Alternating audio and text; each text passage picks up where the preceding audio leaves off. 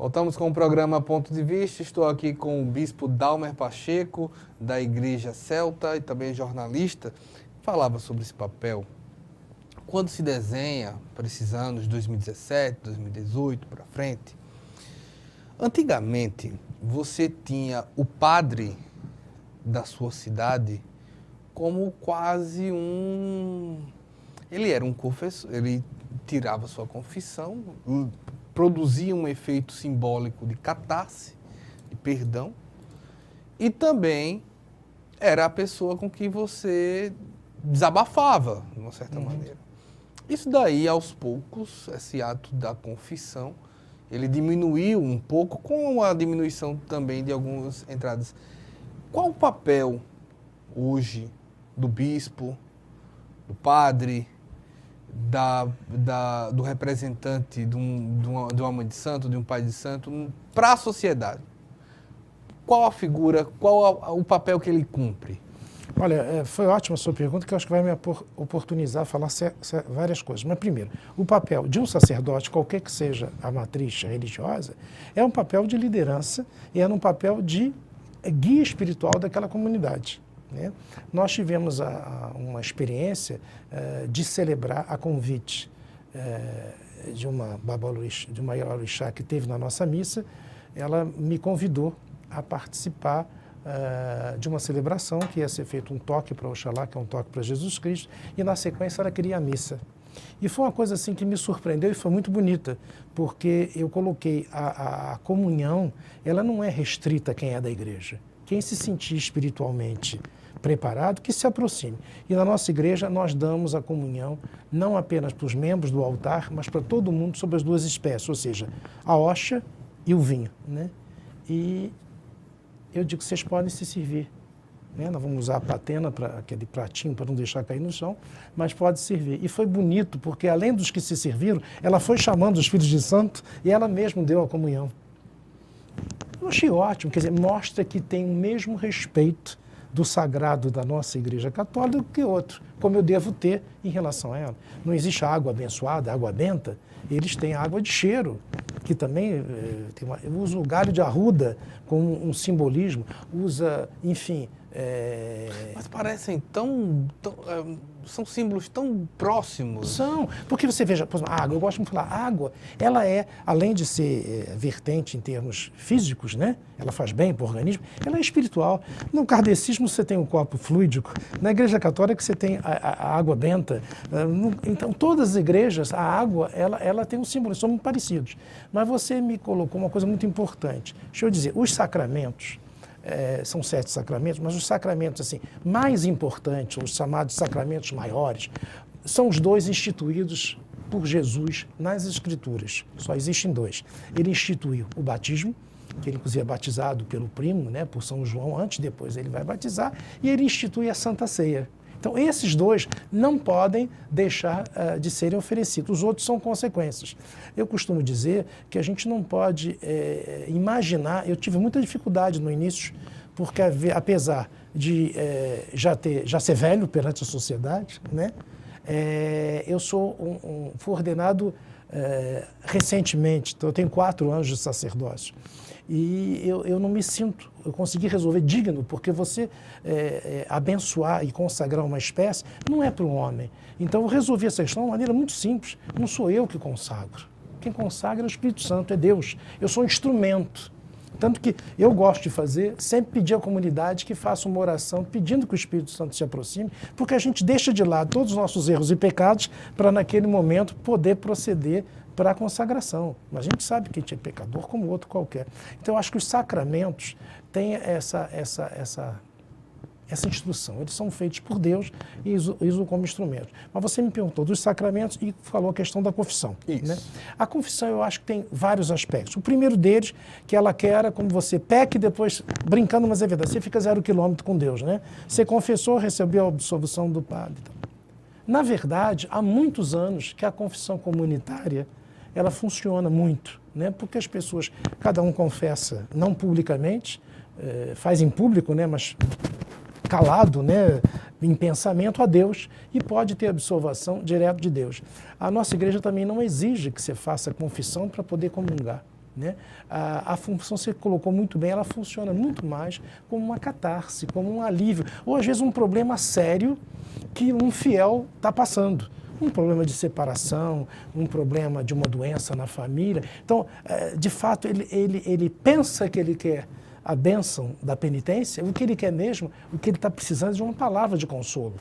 Então, não precisa se exigir. Eu acho que você deu um exemplo muito bom, que é de que a penitência, o ato da confissão, o sacramento, ele já foi evoluindo, que quase não existe mais a confissão que se chama auricular, né? De você ir ao pé do ouvido para... Hoje está no Facebook. E me desculpe, e as picaretagens que tem, né? Sim. Que outro dia eu não sei de que igreja é, não dá para respeitar uma igreja dessa. Tinha uma pastora, eu quero que as mulheres sejam líderes, mas uma pastora dizendo que ela só consegue o milagre se tiver 1 hora de oração que custa R$1.500. Mas o milagre é certo porque ela tem canal direto com Deus. Então, quando você vê numa sociedade... Não é o WhatsApp não, né? Eu acho que provavelmente. Sabe, a gente chegou numa coisa que é isso, eu acho que isso é um desrespeito à questão religiosa e um desrespeito... Ou pelo menos um desrespeito à inteligência do outro. Né? Mas infelizmente está cheio, né? Porque eu acho o seguinte, não se cobra sacramentos. Não, mas a igreja precisa acender a luz no casamento. Tudo bem, você vai fazer, eu não sei. Na minha igreja eu uso o seguinte procedimento. É uma pessoa perguntar outro dia, o senhor batiza? Eu digo, claro, é minha obrigação. Quanto é que custa? Eu digo, não custa. Se você puder, para eu não ter que comprar, você compra uma vela, né? E a gente vai imprimir a certidão de batismo, botar no livro que já é pronto para isso. E paga a conta. Se você quiser dar um óbolo, uma ajuda para a igreja, você põe no envelope e a gente recebe. Mas não tem tabela de preços. Sabe como é que é? Infelizmente, já fui chamado várias vezes para encomendar corpo. Aí o pessoal vem muito educadamente e fala assim, o que é? Isso aqui eu não consigo receber. Olha, isso aqui é uma doação para a igreja, que você veio encomendar o corpo do meu pai, o corpo... Não dá, sabe? Eu acho que assim, é o mínimo que você prestou. Você gasta gasolina, gasta trabalho, mas aí, peraí, eu acho que... Ou você fez um juramento de servir a Deus, eu acho que nesse momento de dor, você não pode cobrar. Nem aceitar que deem qualquer contribuição. Senão, pelo amor de Deus, um batizado é diferente. Um casamento. Então, um casamento tem uma filosofia muito Robin Hood. E avisa os outros padres para fazerem a mesma coisa. Você vai fazer um casamento, eu já fiz casamentos, por exemplo, em hotéis, né? Família de posses, que pode ter, então, meu filho, é X, você pode pagar, bom, isso aqui vai direto para as coisas da igreja, né? Aí você vê um casal, né, bem mais humilde, com não sei o quê, você vai cobrar a mesma coisa.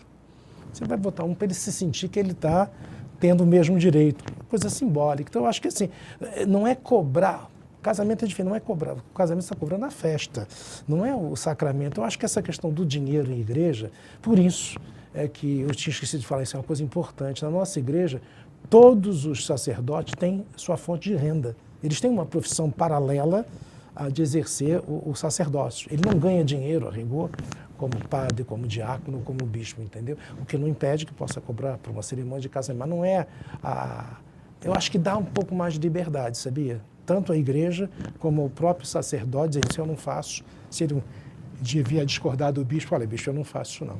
Ele tem direito. A gente tem um momento da história da humanidade que a igreja esteve muito próxima do poder, sim, quando não ela era o poder. Sem dúvida. Né? Dependendo e aí você tem isso ainda muito claro, principalmente em religiões muçulmanas. Claro, o chefe do Estado é também o chefe da igreja.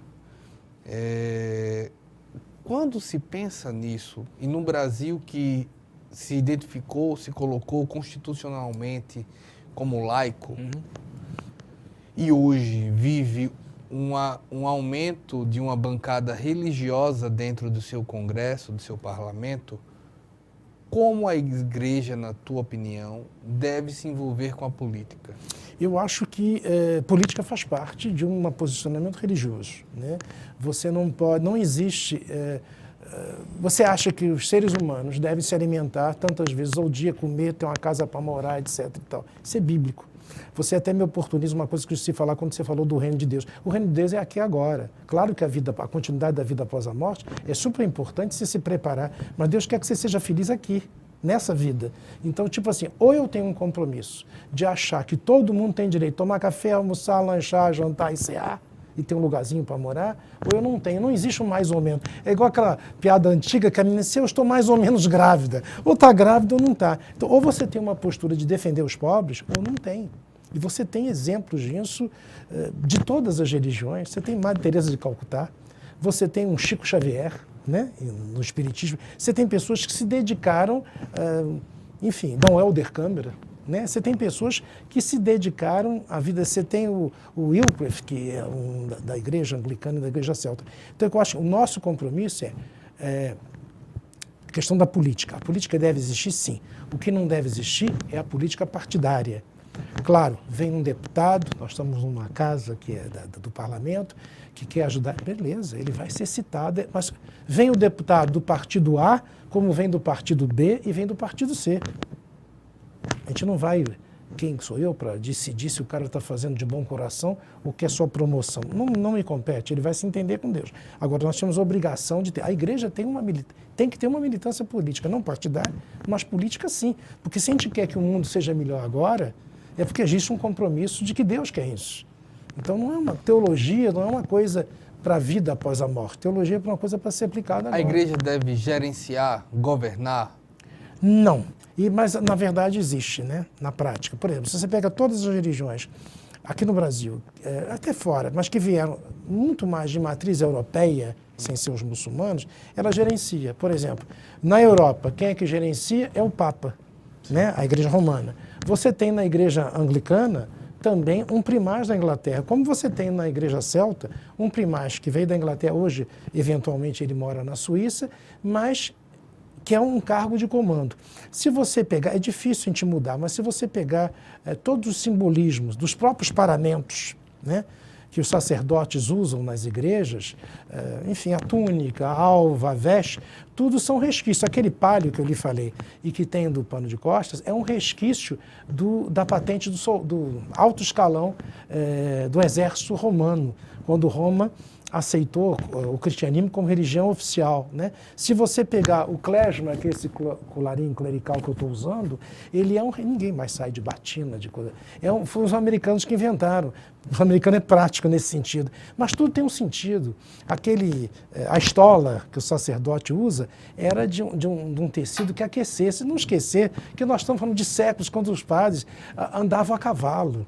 Eles andavam a cavalo no frio, na chuva, tudo aquilo tinha um sentido de indumentária e foi guardando como resquício, mas é resquício de poder. Porque são simbolismo. Isso aqui é um simbolismo. Né? No momento que eu estou usando isso, eu estou me identificando como sacerdote, que é usado por todos os sacerdotes. É usado, enfim, na igreja romana, na igreja celta, anglicana, nos presbiterianos, todos usam. E os muçulmanos, você me fez lembrar. Eu tenho um amigo que é muçulmano e eu nunca tinha visto. Eu disse, poxa, você não posso dar porque você não é da igreja. Eles têm, eu não me lembro mais o nome, uma espécie como se fosse um terço. São umas bolinhas, né, com um penduricalho, como é o terço. E que ele fica ali, você está um bom muçulmano, ele tem a hora de fazer a oração dele, que não é prostrado. Ele está no canto conversando com você, mas ele está com as bolinhas aqui, lembrando como fosse uma conta de um terço, e ele está fazendo as orações dele. Então, as religiões têm muita... Eu acho que a gente tem, vou dizer minha palavra em relação a isso, eu acho que a gente tem que pegar, não o que nós entramos em conflito. O que nós entramos o que une as religiões? Eu acho que une a religião. Primeiro, crença em Deus. Segundo, projeto político no sentido mais amplo na sociedade, ou seja, quer que todo mundo coma, que todo mundo se vista, que todo mundo tenha saúde, que todo mundo possa ir para a escola, né? Isso é que é um projeto político, né? No sentido mais amplo. E mais, além da fé em Deus, as formas de adoração. Não tem preconceito. As formas de adoração, de celebrar o culto, elas vão ser diferenciadas, não tem problema algum. Mas você não admitir, que eu acho que a gente não pode admitir, enquanto qualquer igreja, é intolerância. Eu não posso dizer, olha, filho, não traz mais seu amigo aqui para a igreja, não, porque ele é gay, não fica bem. Não pode existir isso. E fulano aqui, sabe, eu acho que é muito natural.